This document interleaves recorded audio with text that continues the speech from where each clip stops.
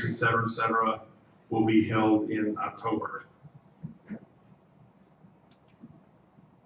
Let's see. Oh, yes. So next month we're going to have some ink cartridges that are available for free, right? Free. I'm sorry, Frank said he's got to put $5 in his pocket. But just, boy, is that dead crap. Anyway, but the key is obviously you need to bring the model number of your ink cartridge. You don't need to bring your ink cartridge. We don't need to have any spills or anything, but bring your cartridge number, and we might be able to give you a free ink cartridge. And with a $5 bill in Frank's pocket. Okay, let's see. And this show is not bad enough for you. Bill Zaletti and I are going to do a talk next month on the basics of Apple iPads and iPhones, and some how-tos and don'ts, etc. We're only going to present a few things. We are going to have several classes to go into more detail, not only basic functions, basic usage on the Apple, but also we're going to do a tips and tricks. There's some really slick little things you can do that most people don't know about to make your life easier on an iPhone or iPad. And a lot of these do relate to the Androids as well. So if you have an Android, you still ought to come for two reasons. One, you might learn something, and two, we will have donuts. So 2 reasons. Oh, I'm sorry, 3 reasons. Yes, you're right, coffee too. Yeah, I forgot. Obviously I haven't had enough. Or too much. Anyway, come and have a listen. Mentioned this earlier, no training classes in September. They all got moved to October, and we'll be ramping those up. If you have any ideas for a class you'd like to see, we would be interested in hearing that. We're trying to come up with some new classes. We're trying to focus on the Androids and the Apples, as in the tablets and the phones. Phone usages are going to be even more and more prevalent with smartphones. So you may not learn everything about that silly little device, but you might learn a few things that can make things a little easier for you. So, club website. We have a gentleman named Joe Quinn who's done a marvelous job of putting together a number of things on our club website that you get to by going to the Sun City Huntley main website, log in, and then go look for the computer club. We have calendars. We've got information on the Apple users group. We have information on the photo group, photo sig group, I guess as they call it. And he's done a number of nice work there. We're going to talk about it a little bit more next month because we're going to run out of time if we don't. And if I don't shut up, we're going to run out of time anyway, right? But Joe will be talking about that in October. Let's see. Don't forget your board meeting, September 26th. You are their customer. They are not your customer. We are the customers of Sun City, right? Not the board, not management. So if you have some issues, bring them to the board. There you go, same thing. And today, we have our Huntley Fire Department gentlemen and their computer expert, IT man. They're going to talk about how they are used for computers and such used for their fire purposes. We have Scott Ravagni, our new chief, who actually has been with Huntley Fire Department for quite some time, since he got out of school, basically. We have Al Schlicht over here, who put in 28 years in Wakanda and decided to come over here. As deputy chief, we have Mike Pierce, we have our battalion chief. And then we have Chris Mackey, who is I guess since we're paying taxes, it's ours, right? Who is our IT consultant. And with that, I burned up 10 minutes, so we'll go ahead and let them talk from here. So, gentlemen, thanks for coming.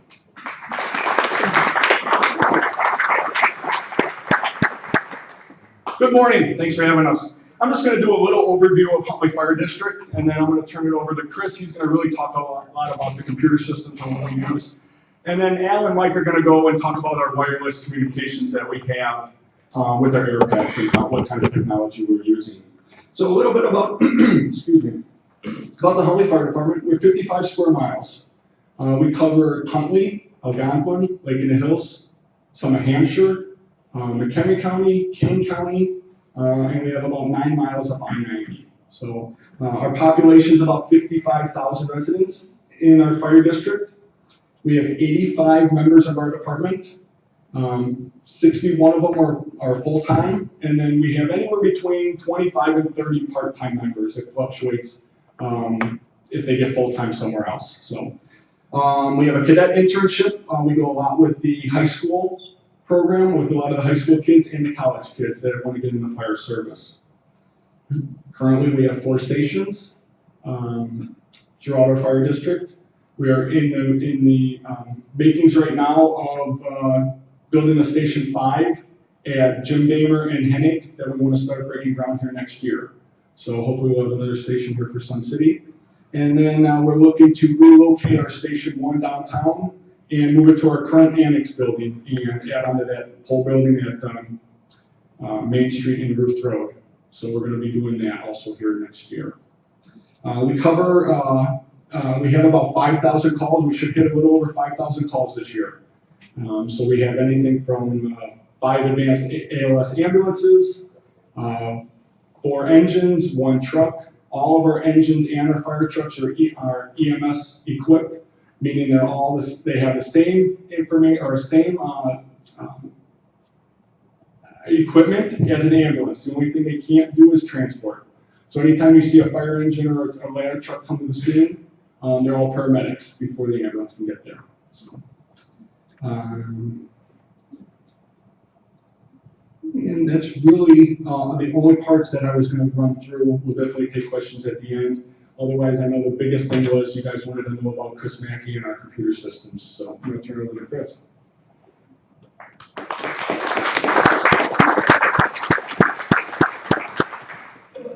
Thanks, Chief.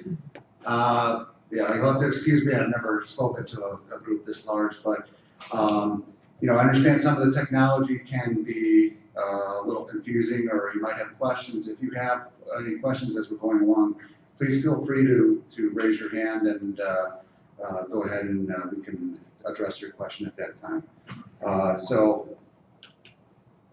One way. So how are the computers used at the stations by the paramedics, the firemen, and the administration staff? So you've got, of course, email. That's a big thing. A lot of communications among themselves, a lot of communication with residents and other firemen in the industry. They use it for scheduling. We have a departmental calendar that they use to schedule various training, shift scheduling, that sort of thing. As well as training. We see that we actually have a whole setup for them to run through training simulations. Excuse me, for I don't know how you guys do react to different situations, correct? They also do research. What are the most common ways? For example, I was just asking them this morning, what do you guys do with the new Teslas and the enormous battery packs that they have on the bottom of the cars there that are obviously fire hazards? So, you know, they can research those sort of things. They have 2 ladies in the office that do their accounting, bill paying. I think you guys get money for certain things, for inspections and that sort of thing. So, and then, of course, purchasing all the supplies that they use for firefighting, all the computers and that sort of thing. So, so how do we secure the network from hackers or from viruses or that sort of thing? So the district's network is a Microsoft Windows-based network. The servers are running Windows Server 2008 and above. All the employees have a specific login ID and password into the system. So you know, not just anybody could walk up to a computer and use it. You actually have to have a login to the computer, to the system. Every PC and server has Semantic Endpoint Protection, which is a virus and malware protection program loaded. and that protects against viruses, intrusions, and malware. Interesting that in 2017, it blocked 35 viruses and 46 intrusion attempts. Now that number is actually really, really low because the entire network is actually protected by a sonic wall firewall. That's actually a hardware piece of equipment that stands between them, the internet, and the district. So any information going in or out has to pass through this firewall, which analyzes it and says, this looks bad or this looks good, I'll let it through. In 2017, over 2 million intrusion attempts were blocked. From various countries, we blocked by country, so everything from North Korea is blocked, everything from Russia is blocked, that sort of thing. 83 spyware and 470 viruses were blocked. So the piece of hardware there it's actually funny, it's just this little box, but it really does a good job of protecting the network. I recommend it for everyone. I recommend it even for homes.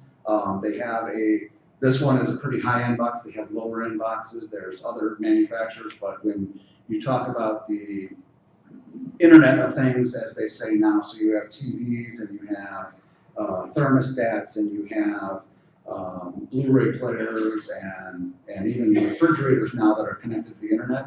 I don't know if you heard, we had a problem in the United States recently where hackers took over thermostats, TVs, and refrigerators to do an attack on someone else. If everybody had had a firewall, that wouldn't have happened because they can't get through the firewall. So. The district servers, that is basically, a server is, in case you're not sure what it is, so you have a PC, and their PCs are no different than the PCs you have in your home, just how they're configured.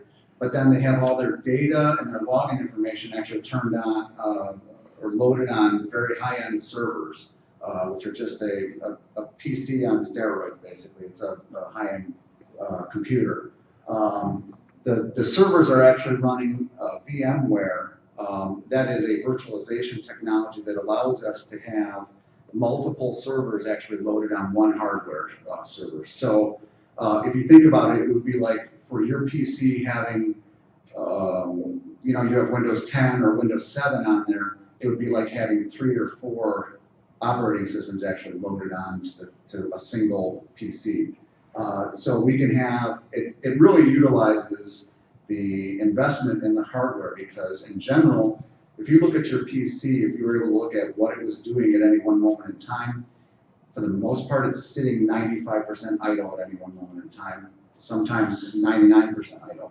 And the same thing, it's the same way with servers. So we can then use that hardware effectively by loading multiple operating systems on it, and then it starts to really utilize that server fully.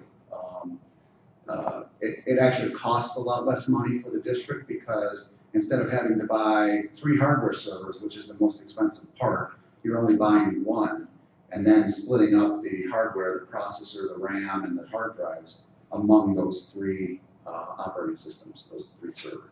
So that makes sense. It's a little bit hard to understand. Sometimes I don't really understand it myself, but so I don't know if anybody has any questions on how that all works. Does your VMware all run on the same hard drive? So what you have with servers is what's called RAID, and what that is so on your computer you have one hard drive. A hard drive is where all the operating system and your programs and stuff is stored, your data. For a server, we actually have what's called a RAID. We'll have 3 or 4 or 5 hard drives that are working together and appear to VMware as just one big drive. And what that gives us is redundancy. So if a hard drive should fail on your laptop or your computer, it's done. I mean, you got to come to the computer club gurus and say, hey, can you help me out here, right? For us, it's really simple. I just pull the server out. The computer keeps running. The server keeps running through all this. I pull it out. I take out the bad hard drive and I throw in a good hard drive.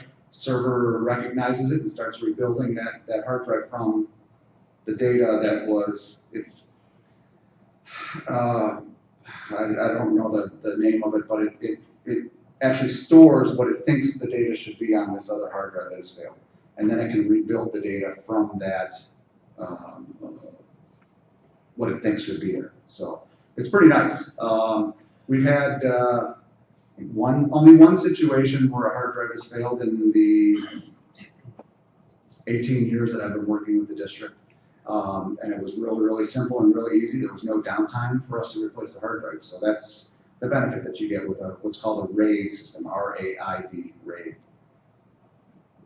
Did that answer your question, sir? Yes.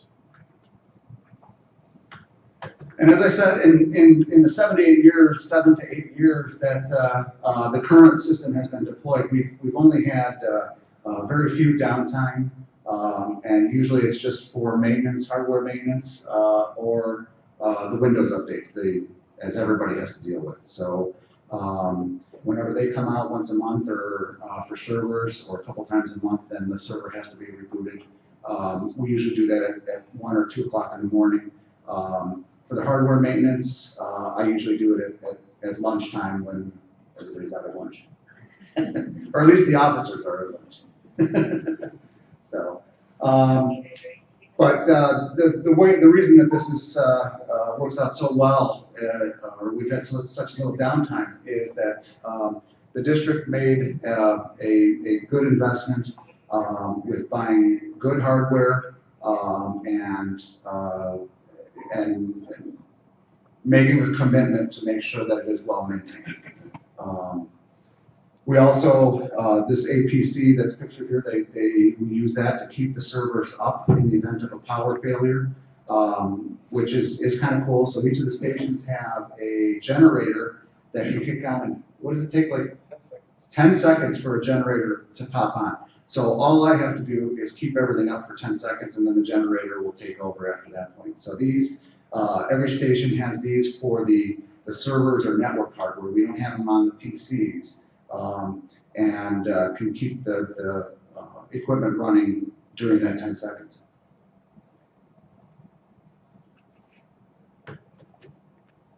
Yep, I already covered that, I apologize. So, and for backups, we do back up the servers every night to what's called a network attached storage device. And what that is it's just another server type thing sitting off to the side that the servers back up to.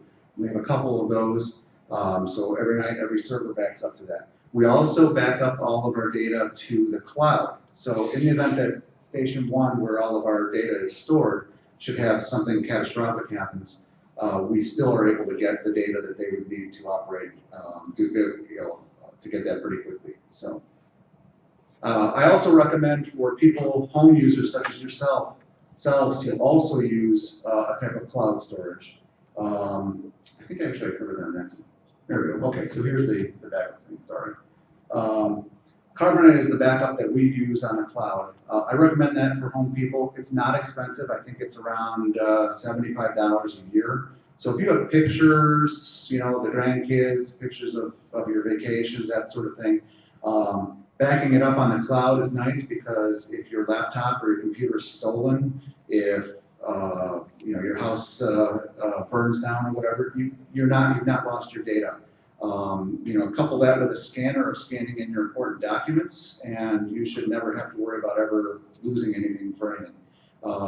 This Carbonite, you can access it from anywhere. So if something should happen, you could borrow your kid's computer or someone else's computer and get your data that you need, your pictures and everything. So once you get a new computer, you just load up this Carbonite, tell it to restore, and it'll do it automatically for you. It'll restore all your data and start backing up again. So it's pretty cool. So one thing to add on above it there, the software that we use to back up the actual servers locally is called Symantec System Recovery. The nice thing about Symantec System Recovery is that I can actually, if a server should die, I can actually restore that server to another piece of hardware without having to worry to reconfigure anything. It's what they call a bare metal restore. We haven't done our test this year, but just about every year we do tests just to make sure everything is working well, where we go through and actually do test restores of all the servers to make sure that everything is working properly and everything's all good. Now, as for the computers that the rank and file use, each station has a computer, computers for the members. They have, in general, a couple of computers for the firemen and the paramedics to do their write-ups, computer for lieutenants. Then you have each of the upper management have their own computers. And then each rig has a tablet computer that actually links up with the county EMS system. Actually, Mike helps out with that. But it uses Verizon cellular data cards to link up, and then they can report where they're going, what they're doing, and all that, what's going on, their status. There was a question before about whether the two link up. The RIG computers are actually linked to the county, so it's separate from the district, the Huntley district. So, but they do use the same database at the county. So the guys sitting in the stations can go and look online on the county's website and see everything that they see in the rigs.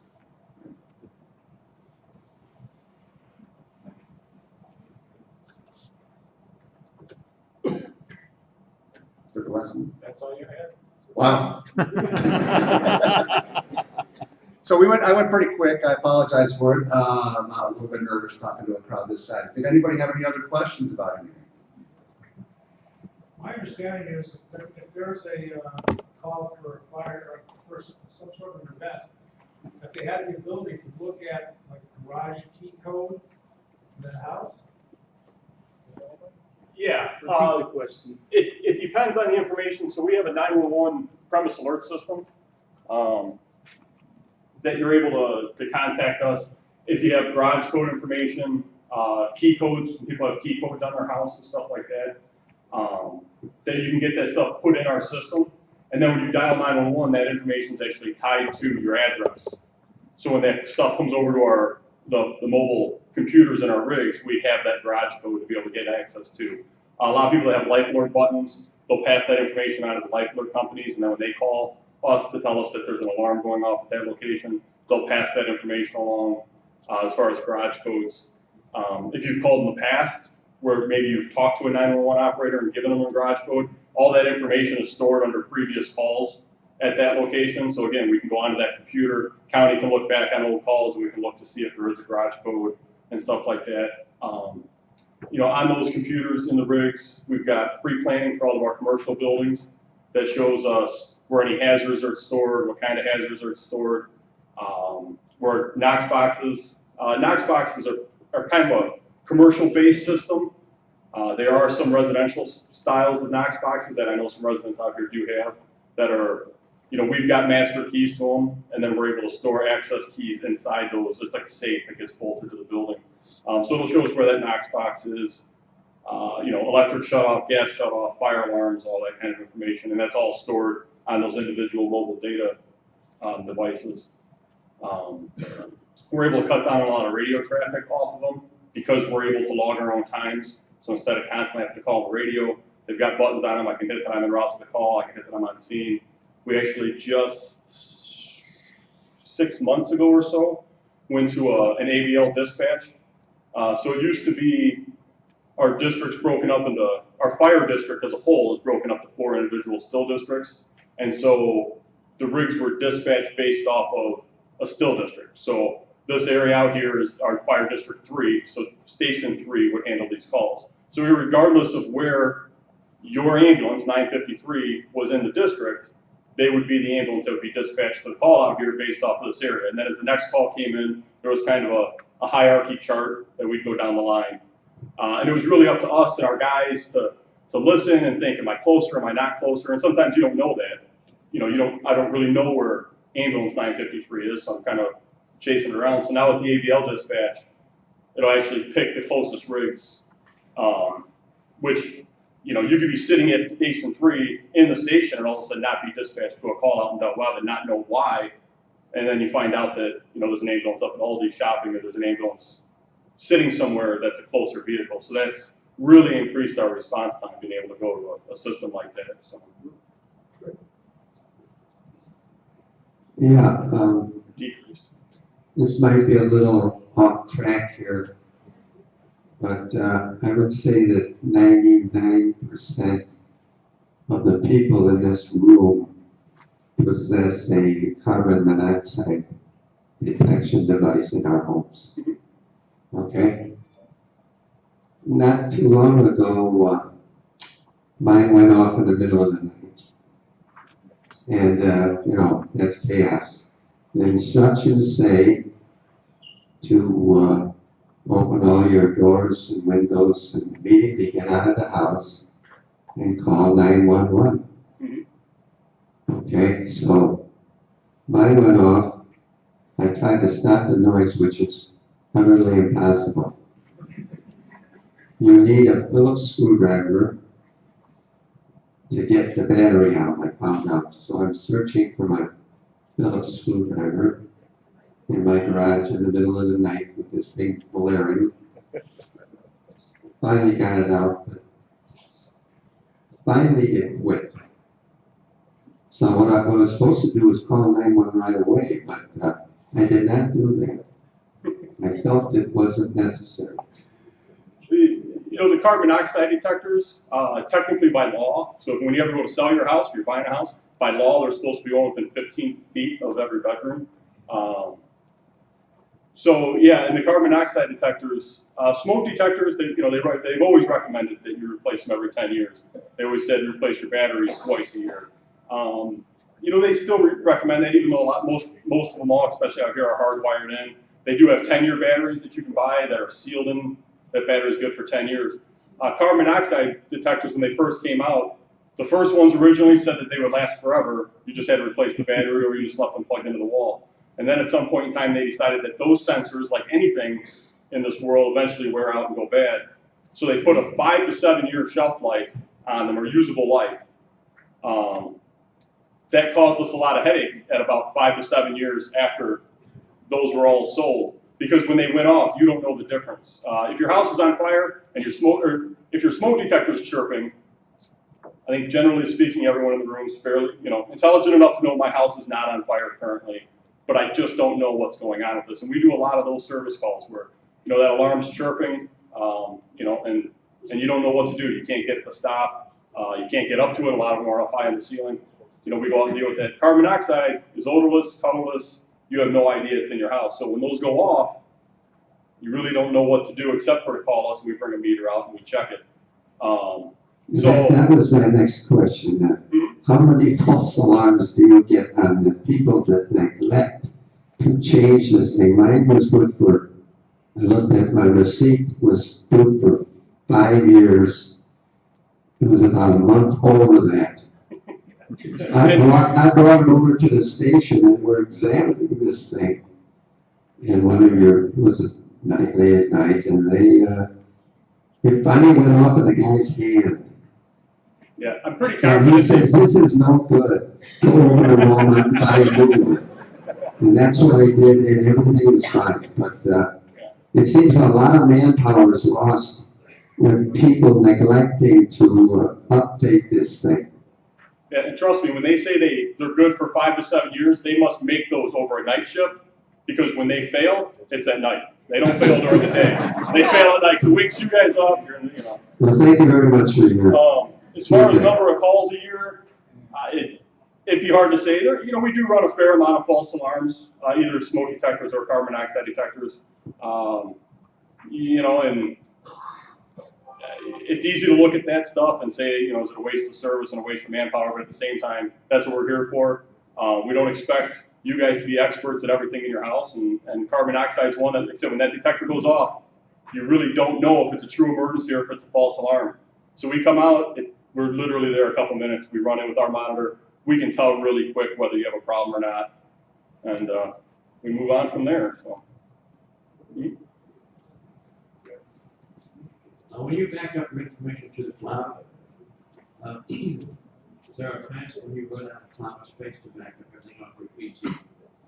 I'm sorry, I don't think that, Put the mic up. When you back up the information from your PC into the cloud, uh-huh. you'll occasionally run out of space in the cloud to back up everything. I don't know how much space there is in the cloud that you are allowed to use. And second, the amount of additional space you have to buy, and how much is that additional space? So with Carbonite that I had shown you guys up there, a home PC is unlimited, the amount of space. So you don't have to worry about it at all with Carbonite. And it's a really good service that they have for home users. For the district, we actually just recently maxed out our amount of data, and then it's just a simple upgrade where we actually doubled the amount of space available for us on the cloud. And considering how much space it is on the cloud, it really isn't a bad, expense for them. So. Well, I backed up my PC to the cloud, and I ran out of space in the cloud, and it tells me that there's things out there that were not backed up to the cloud because there's no additional space available unless I buy it. Yeah, so what I would do is maybe, look at the service that you're using, and I know there's a lot of other ones out there, and compare it with Carbonite. It's www.carbonite.com, and just see, how it compares for price. Now, you don't necessarily need to back up your whole PC, of course, to the cloud. You only need to back up your data, because actually, to tell you the truth, if you back up your whole PC, restoring it from the cloud would take a really, really long time, depending on your internet speeds. But yeah, I would look at Carbonite, compare it to your current cloud service that you're using. I know there's quite a few out there, Dropbox, that sort of thing. But Carbonite is nice for home users because, like I said, there's no limit on the amount of storage up there. I think actually my personal data, I think I've got like 30 gigabytes of data out there. So On Carbonite. Carbonite, yeah. Yeah, most of the home users are using a free version of storage on the internet, and maximum storage is about 15 gig. You can store. Well, that'll work fairly well if you just store your data and your pictures. You can store those on Google's photos storage for nothing. So you could get by with that system working very well. But if you try backing up your full computer and say make a complete backup, you'll run out of space relatively quickly. Because you'll have all your programs stored on there, and that's where the bigger amounts of data are usually stored. What kind of valuable data do you have on your computer that you had 2 million hack attacks? I honestly don't know. Now, I will say that I have read in the media that Russia is specifically targeting public safety in the United States in their overall plan to disrupt services and such in the United States. North Korea as well. I don't know if you just read that a North Korean operative was indicted for the Sony hack of last year, where he actually, or last year or the year before, I think, where he had broken into Sony's servers and downloaded all their salary information, that sort of thing. So it's not that we have any critical data that would be of any use to anybody. It's just foreign, and that's where most of our blockages are coming from foreign countries. I think the top three are Russia, Singapore, North Korea is in the top 5. I'm trying to remember, there was an African country in the top 5 as well. So they're just trying to disrupt services and give us a headache, I guess. Question. Yes, and then regarding 911 calls, if most of us have either flip phones or smartphones, if we dial 911 and we're not able to talk, would you know our location based on the phone, our exact location? And They can triangulate that data based off of which cell tower you're hitting, and then they can pull that, they actually have to contact the phone companies to do it, and they can narrow it down to,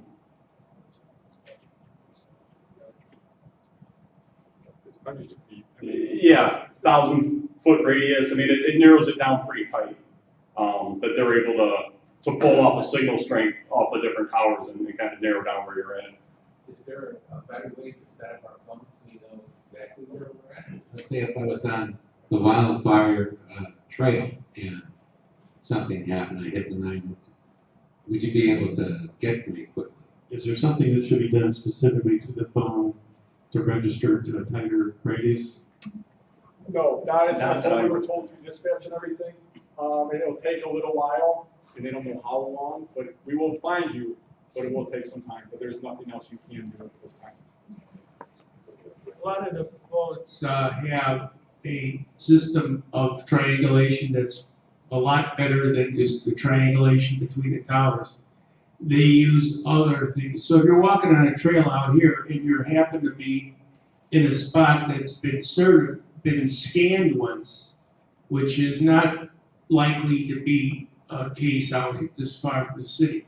In the cities, like in Chicago, you could be in a high-rise building and they can tell what floor you're on because they have walked through that building and got reception reports from all the Wi-Fi hotspots, Wi-Fi signals.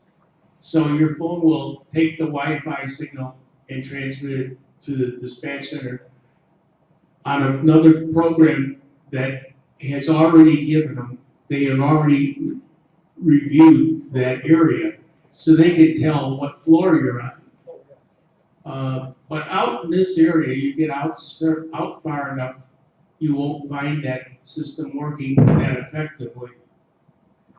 It's big noise is bugging me. I wonder what that is.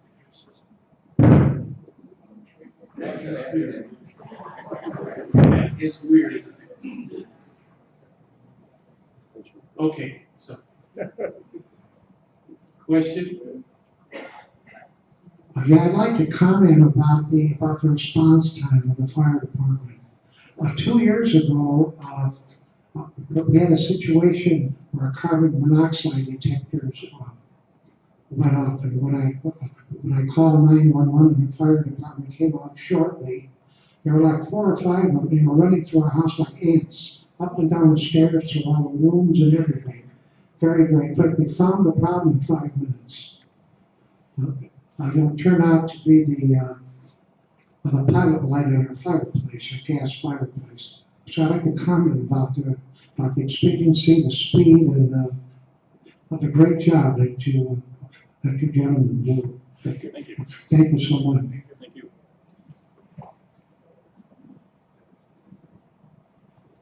Any other questions?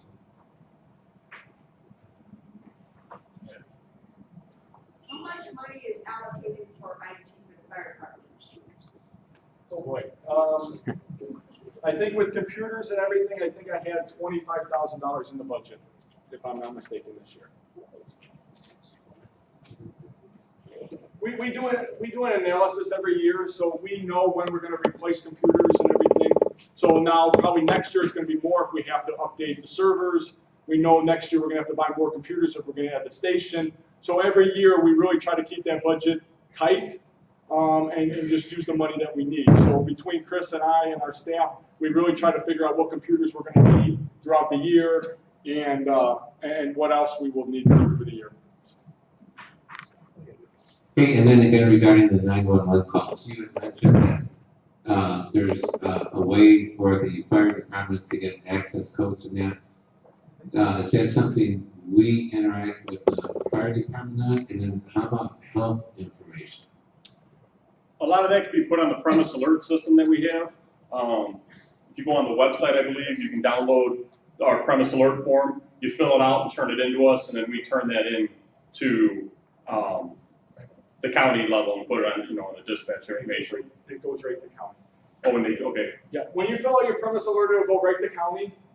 We, as a department, don't need your access. It goes to in one spot, so your access isn't all blasted out everywhere. And then when we do get the access, it's only on a computer. It's never over radio. So if someone was scanning our radios, would know that your address would come up and your garage code is 1234. So it's always on the computer, so it's never broadcast, so it's always safe. And then we go to the fire department? HuntleyFireFPD.org. Yes. And that information that is on the rig computers, the rig computers can only access the county network. So even though they're going on to Verizon's network, those computers are actually, it's like a VPN type thing, virtual private network. So they are tied only to go to the county network and the county servers. Another question. Does that replace the file of life? No, the file of life, because especially medical information changes all the time. I mean, people's medical conditions. It's really emergency access information, Knox box garage codes, or if there's some sort of invalid situation where a person's completely not able, they're not mobile, they're, stuck in the house, bedridden, stuff like that, it's good information. But other than that, the medical information, your health information is still the file of life that you keep at your house. That way you can update it. Because I'm sure you guys know, as many times as people update their medical information and medication, that would be a couple-person full-time job up in county to try to track all that information. So you just do that in your house, and that's usually one of the first places we head when we enter a house is go right to the refrigerator and see if they've got a file of life, because they're extremely valuable pieces of information for us. So. We're going to have one presentation. We're going to show our air pack and our mask, SCBA mask, and the wireless communications they have of the ability. So Alan Mike will do a little demonstration on that. All right. So when we were talking about technology in the fire service, a lot of our technology that we use on the street isn't per se computer driven. You think about our time in the fire service. My time in the fire service, we use video laryngoscopes now. We can transmit our heart rhythm information, our 12-lead EKG stuff through a wireless fax line to the hospital. And then one of the things too that we've gone to in the district is our new air packs have Bluetooth technology built into them. And then our new portable radios new within the last 6-7 years, have Bluetooth technology in them. So what it allows us to do, and we'll try to give a little demonstration on how that works, it allows us to Bluetooth directly to the radio. So as you can imagine, and at different times in your life, if you guys have ever seen firemen, and usually that used to be the old thing, is put our masks on and show you how muffled our voices are. In an emergency situation where we have trucks running, and when your house is on fire, your smoke detectors are beeping the entire time we're in there trying to fight that fire. Those are all background noises that interfere with our radio communications. So the Bluetooth that we've got now, it actually pulls the audio for the voice information right from that air regulator that he clips in there. So when you turn the air pack on, you have the radio on, that'll automatically connect those two together. And then there's two ways we can either transmit using our lapel mics, or there's a separate button on the bottom that'll take that information right from that regulator, and you'll be able to see. Yeah. You can see how hard he is to understand just standing there talking to me. So he'll go out in the other room. One of the other things, and whether we'll be able to hear it out there, we have pass alarms. We have alarms on our air packs. If we don't move within a designated amount of time, those alarms start going off. And that's so, as a fireman, if I start hearing those alarms going off, especially inside, I want to know that everyone's accounted for. If I'm injured and I turn that alarm on, and I'm trying to talk now over the top of that alarm, again, that's a lot of background noise that's extremely hard to communicate with, so we'll see where he's at out there. 903 from 930.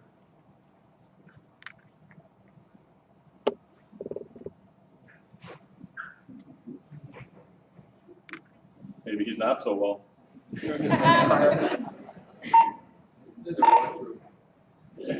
903 from 930.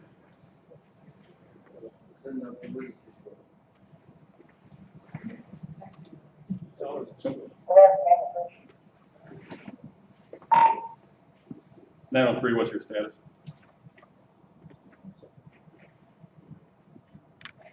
Try Spanish.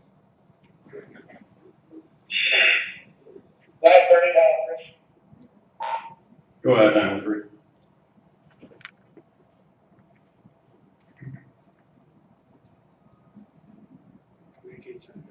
Communication failure right there.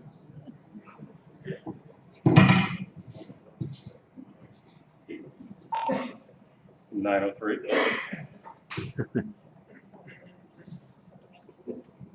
Is he not hearing me? Hi, Mike, this is on the new one. How's this sound? Any better?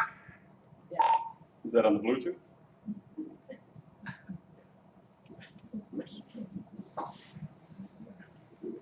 Yeah. Fire me. Scotty, tell him to go to, just tell him to go to red. So while we're waiting, don't forget the mum sale. Mum sale. We'll be doing one after we get through our technical difficulties, so get on the family to 903 from 930. No, that technology is working too well. Is he on the Bluetooth or is he on the radio? Tell him to turn, go to the Bluetooth.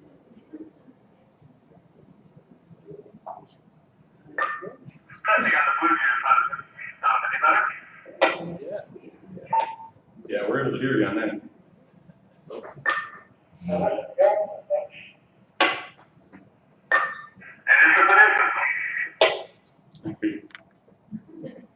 I don't know if you're able to tell the difference on them.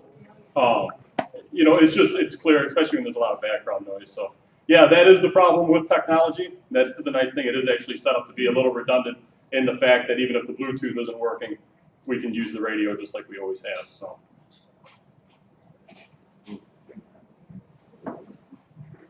Actually, he was down there ordering some mums there by the time. That's a little too far for Bluetooth to reach.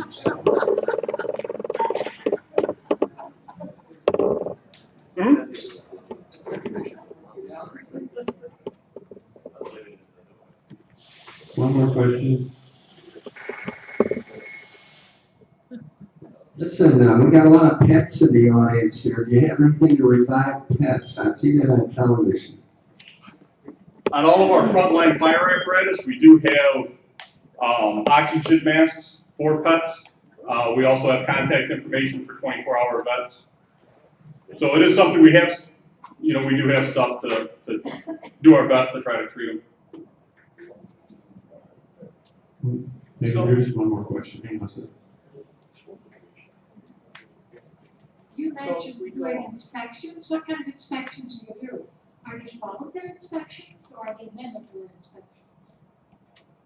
For business inspections? Business inspections are required inspections that we do annually. So every year we go around and we inspect every business within the fire district for life safety hazards is our biggest concern. That's our biggest concern. We're out there for the, you know, the life safety of the employees and the people that are in there, inside businesses. Secondary to that is that it gives all of our members an opportunity to get into these buildings and to see what's out there, see what kind of hazards are out there, see what kind of machinery we have out there, see what kind of the building layout, because you know, commercial fires obviously can get extremely out of hand really quick. So. Thank you. Mm-hmm. What about the oxygen stored at home? Is that supposed to be, are the fire district supposed to be notified of that? No, it's just potluck every place you go. Yep. So it's up to the individual owner to get on the website and say you have oxygen equipment in your house, or you have a big bottle, or it's better, the ones that used to, I guess a lot of now are they're manufacturing their own oxygen in the house. Is a lot better than having the big container of it. If you have that big container, you should let the fire department know you have it, because that is a bomb sitting there waiting to blow up if you don't. And I just have a question about the utilization of manpower and equipment. When there's like a medical emergency, somebody falls in their house or something, is it necessary to send the big hook and ladder and the fire department and the police department? So it really depends on the location. If the ladder truck or the engine's the closest vehicle with the vehicle located, they'll be the one to come and take care of it. Otherwise, it might be the ambulance. So it just depends who's closer that's gonna take care of the call. Usually at 3, that's when you hear the big fire truck coming through, you go, where is that chair? And most times when there's a fall, there's a reason there's a fall. It's not just 90% of the time, it's not just you trip. Heart rate, stroke, something that created the fall. So, but police don't come as much anymore, as much as they did, because it's all cost. Every call is costing. So through dispatch. So, yeah, they're probably the closest. So we want to get someone there right away. So that would be one.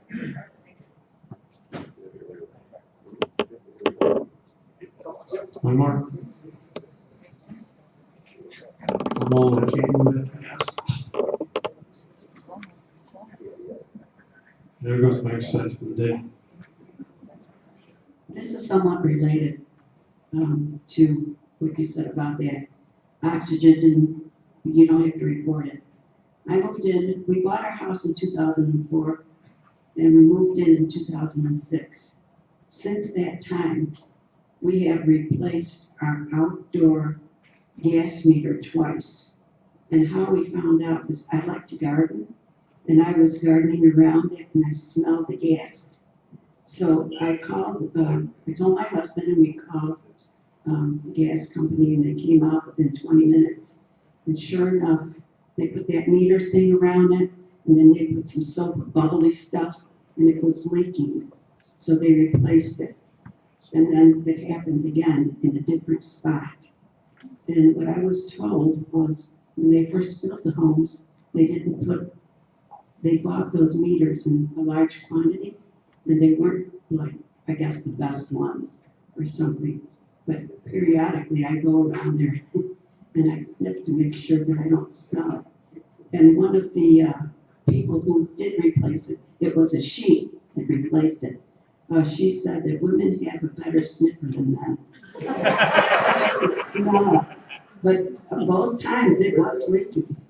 So I know this is not really pertaining to a fire, but it could possibly have been a fire hazard if somebody was, cutting the lawn right close to it and spark or smoking or something. So periodically I do check. And maybe that's another question. If you smell gas outside or inside your house, who do you call? 911. 911? We will come and NyQuil will come. Okay, super. 911.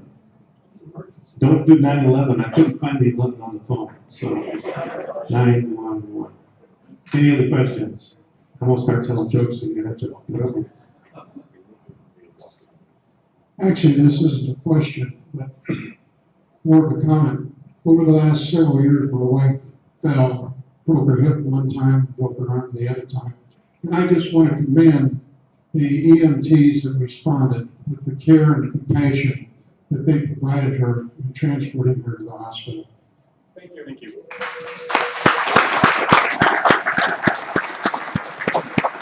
And actually, let's give them another round of applause. Thank you very much.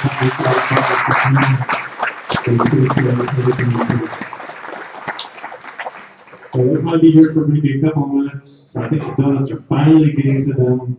They didn't have any before they started. So thanks again for coming. Thank you everyone for coming. There's a couple donuts left in the back.